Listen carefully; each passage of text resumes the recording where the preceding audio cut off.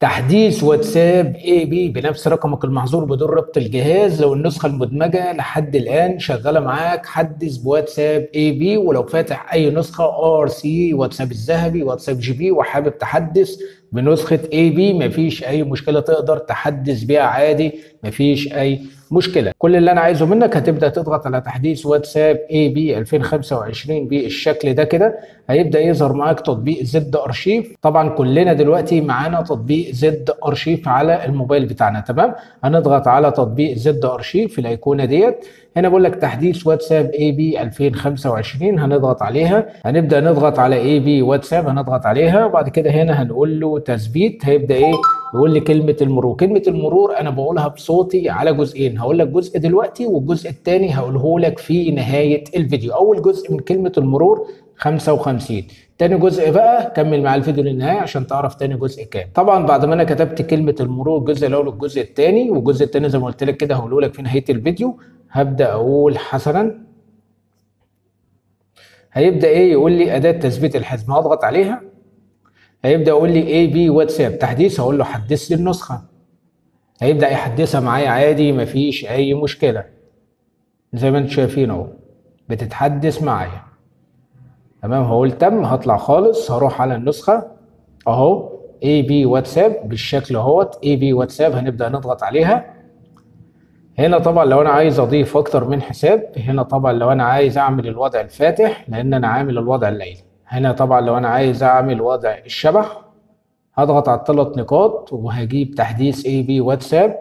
اختار تحديث اي بي واتساب من اليوتيوب، هضغط عليها هيبدا يدخلني على قناتي على اليوتيوب، اشوف الفيديوهات الجديده اللي بتتكلم عن الواتساب والتحديثات الجديده اللي بتتكلم عن الواتساب في قناتي على اليوتيوب. هرجع كده، هرجع تاني، هضغط على الثلاث نقاط، هجيب تحديث اي بي، هضغط على تحديث من قناه التليجرام. هيبدأ ايه؟ يدخلني على قناتي على التليجرام، قناة لازم انجح. هيبدأ يدخلني على قناتي على التليجرام، قناة لازم انجح. قناة التليجرام الرابط بتاعها هتلاقيه في وصف الفيديو، تمام. القناة دي بيكون فيها جميع النسخ والتطبيقات، تمام. هنبدأ نرجع كده، هنرجع تاني، هنضغط على الثلاث نقاط وهنجيب اضافات اي بي. هنجيب الحمايه والخصوصيه. هنا طبعا لو انت حابب تعمل اخفاء اخر ظهور، هنا تجاوز المشاهده المره الواحده، اخفاء ان الرساله محوله، اخفاء عدد الرسائل المجموعه، من يستطيع الاتصال بيا، الخصوصيه، اخفاء خيار الخصوصيه لو انت عايز تفعله، اخفاء خيار التحديث، هنا تفعيل ستايل الحالات الجديده، هنا اخفاء مشاهده الحالات والستوري، منع حذف الحالات، هنا اخفاء زر اعاده نشر الحالات، اخفاء زر تحميل الحالات لو انت عايز تفعله، اظهار الرسائل المعدله، منع حذف الرسائل، حذف لدى الجميع، اظهار التاريخ والرسائل والحالات المحذوفه، هنا الدردشات التي لم يتم قراءتها لو حابب تفعلها، هنا اظهار الصحيح الازرق فقط بعد الرد لو انت حابب تفعله. ودي كلها بقى ايه؟ المميزات اللي احنا عارفينها، تمام. اهي هنرجع كده خطوه، هنجيب الثيمات، هنضغط على تحميل ثيمات. هنا طبعا بيديك 4032 ثيم، فانت تختار اي ثيم وتفعله عادي، هيبدا ايه؟ يشتغل معاك. ممكن نختار الثيم ده ونقول له حسنا، هيبدا يتفعل معايا الثيم عادي، مفيش اي مشكله زي ما انتم شايفين اهو. هضغط على الثلاث نقاط واجيب اضافات اي بي، تمام. بعد كده هضغط على الاعدادات العامه، هنا ستايل الشكل لو ضغطت عليه هنا بيقول لك تغيير نوع الايموجي، عايز تخلي نوع الايموجي واتساب ولا اي او اس اللي هو شبيه الايفون، او اي خيار من الخيارات دي زي ما انت تحب عادي. انا بالنسبه لي اخليه اي او اس عادي، مفيش اي مشكله. هنا تغيير ايقونه التطبيق، لو ضغطت عليها تقدر تختار اي ايقونه من دول للتطبيق بتاعك للواتساب اي بي، تختار اي ايقونه، اي شكل من الايقونات ديت عادي، مفيش اي مشكله. نرجع كده، هتختار ايقونه الاشعارات لو انت حابب تغير ايقونه الاشعارات، تشوف الايقونه اللي هي انت بتحبها ممكن نغيرها نخليها الايقونه دي عادي، مفيش اي مشكله. هنبدا نرجع كده خطوه، طبعا في مميزات كتير يعني. هنرجع كده كمان خطوه، هنجيب الشاشه الرئيسيه، هنضغط على البار العلوي.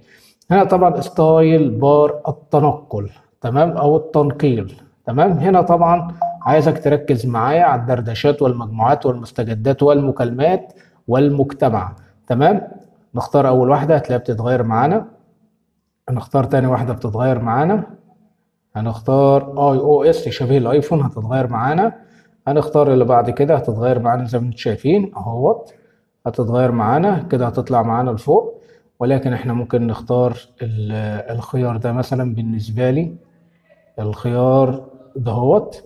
يعني كل واحد بقى على حسب الستايل بتاعه. هنا طبعا تفعيل ستايل الستوري مثل الانستجرام، وهنا فصل المحادثات الشخصيه والجروبات. هنا وضع اسمي، طبعا النسخه او الواتساب اللي موجود اسمه اي بي واتساب، اهو مكتوب فوق اي بي واتساب. لو انا عايز احط اسمي اللي انا كاتبه على الواتساب هضغط كده، هيبدا يقول لك عبد الله الباشا، لان انا كاتب على الواتساب عبد الله الباشا. فانا لو قفلت الخيار ده هيبدا يرجع اي بي واتساب. هنا طبعا تعطيل الحالات تحت الاسم في الشاشه الرئيسيه، اظهار شريط البحث زي ما انتم شايفين مميزات اهو. هنا وضع الشبح، اظهار ايقونه اضافه حسابات، وضع الشبح. هنا طبعا اظهار ايقونه الكاميرا، لو فعلتها كده تظهر معانا فوق. هنا طبعا اظهار تفعيل الوضع الليلي، اظهار ايقونه وضع الطيران، اخفاء صوره ملفك الشخصي.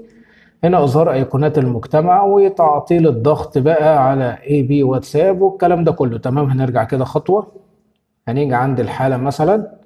هنا طبعا زي ما انتم شايفين ستايل القصص، تفعيل ستايل الستوري مثل انستجرام، الوان الفواصل في صفحه الحاله، لون الخلفيه الفواصل، اسم جهه الاتصال، مشاهده الحاله، الحالات التي لم تشاهدها. ودي كلها ايه مميزات برضو تقدر تشوف. هنا طبعا زياده حجم الحاله، لو انت مفعل الخيار ده هنا بيقول لك يسمح لك بوضع فيديو مدته حتى ساعة بدلا من 30 ثانية. لو قافله كده هتحطه 30 ثانية، لو فاتح كده هتقدر تحط الحالة بتاعتك حتى لو ساعة.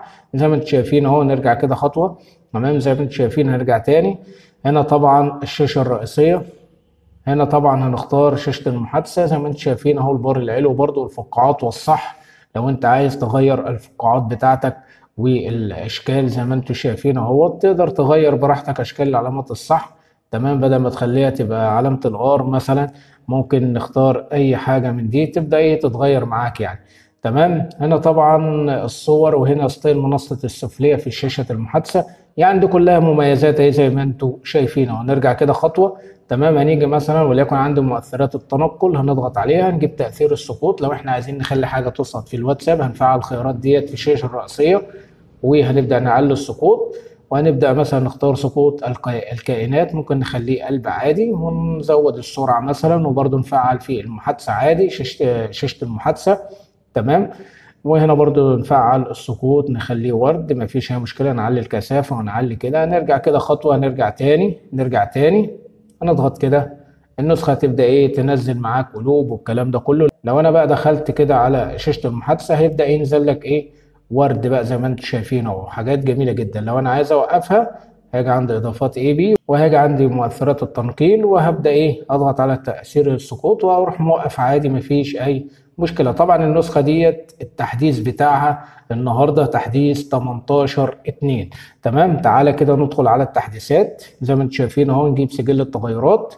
هنا طبعا ما الجديد في في 21.60، تاريخ التحديث 18/2/2025، والنهارده 18/2/2025. ده التحديث بتاعها النهارده. اتمنى اكون وصلت لكم المعلومه بشكل سليم. لو عجبك الفيديو لا تنسى الاشتراك في القناه وتفعل زر الجرس على الكل. واخر جزء من الباسورد 44، ولو ما شفتش الجزء الاولاني كام رجع الفيديو من الاول خالص واتفرج عليه.